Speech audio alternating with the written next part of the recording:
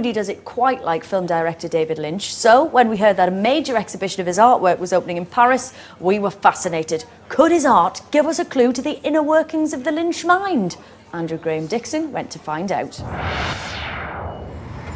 David Lynch's latest film, Inland Empire, has just opened in the centre of Paris.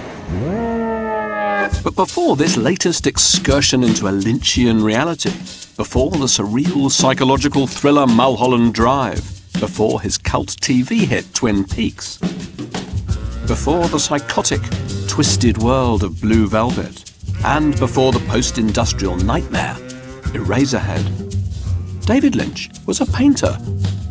But even when Lynch became a filmmaker, he never stopped making art. I arrived at the Cartier Foundation, where Lynch's first major retrospective as a fine artist, covering 40 years, was being installed. What's on display is like a set of storyboards, telling the enigmatic tale of a hyperactive, if not quite tormented psyche, belonging to one David Lynch. The spectrum of work includes a series of densely textured, provocative paintings. Some appear to be set in Lynchian living rooms. There are hundreds of drawings and photos and images that have a distinctly Francis Bacon feel to them. There are Lynch doodles on post-its, inside covers of matchbooks, and a surreal series of digitally manipulated images of Victorian period nudes. One particular postcard-sized drawing has been converted by Lynch into three-dimensional reality. Welcome to the world of David Lynch. David. Andrew. How nice to see you. Good to see you, Andrew. In an appropriately surreal setting. When you paint, is that when you don't have a movie on the go, or are you able to sustain both types of activity at the same time? I am not able to sustain both. There's this expression, keep your eye on the donut and not on the hole. In other words, focus on that thing that you're working on. In between, before the ideas come for the next film, beautiful time to fall into the world of paint or photography or music or whatever. Francis Bacon once said that his paintings would come to him sometimes as images in dreams. And then there would be the reality of going into the studio and trying to wrestle that image that was an image in a dream into a real painting. I mean, is the process for you in any way similar to that? It's exactly that, except it doesn't come from a dream. Very few things for me come from a dream. But the idea is like a dream. The idea comes into your mind. There it is. Lynch's DIY approach to surrealism is expressed in a rather unsettling series of digitally distorted erotic photographs from the 19th century. Some of these images could almost be scenes from the films Eraserhead or Elephant Man.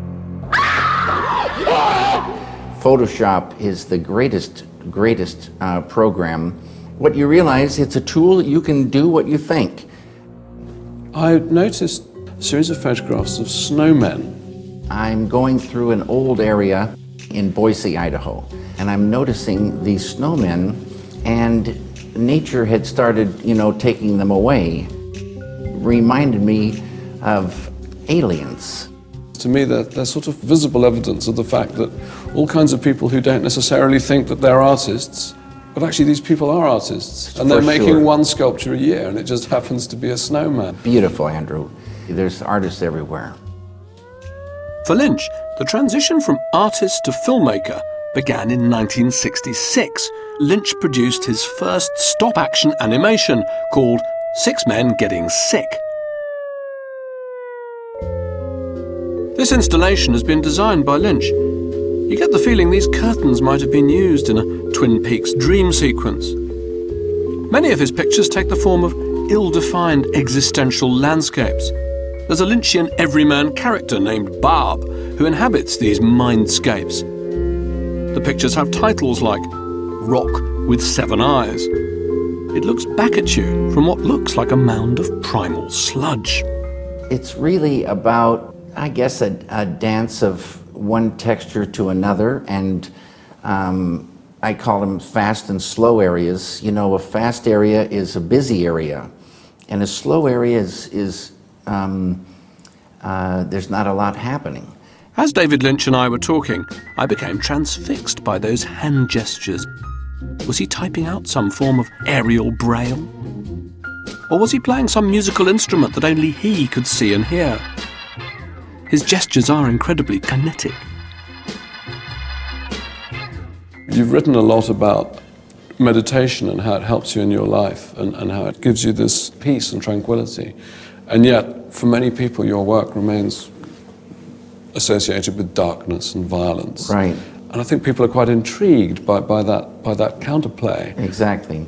The goal, I think, of all legitimate meditations is to unfold the full potential of the human being.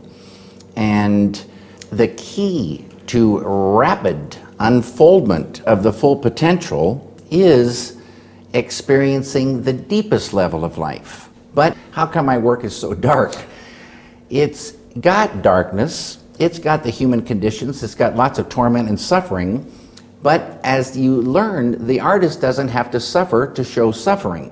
When you get a technique that allows you to dive all the way within and experience that ocean, freedom comes. Whoa! I think somebody who watches Eraserhead, they might think that you must have been in some kind of dark night of the soul, but were you actually, not in a terrible state when you made that movie? Well, I was in the dark night of the soul. That's when I started meditating. Lynch's films can mesmerise with smoke and flames. A flickering light, which seems to have been caused by some cosmic electrical short, is a recurring motif. And given the sheer diversity of Lynch's artworks, I couldn't resist asking him this. Do you have any sort of personal favourites among them? I mean, if an electrical fire were to break out in the Fondation Cartier right now, are there 3 or 4 that you'd rush to save? Well, I try to save the bunch. There's... I wonder, is he thinking hard about which works to save? Or how not to answer my question, for fear that his personal preference might reveal too much?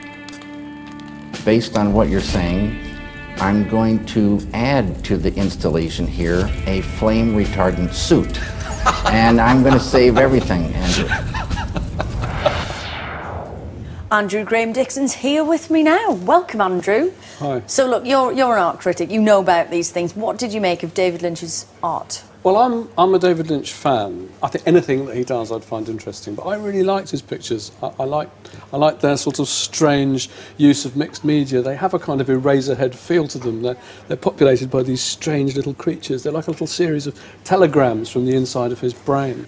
Well, that's quite interesting, because last time we had a discussion about this type of thing, you had a bit of a go at Brian Eno for his similar kind of diversification from music to art. Well, I think in David Lynch's case it's different, because he's not diversifying. I think making art for him is almost often a form of storyboarding.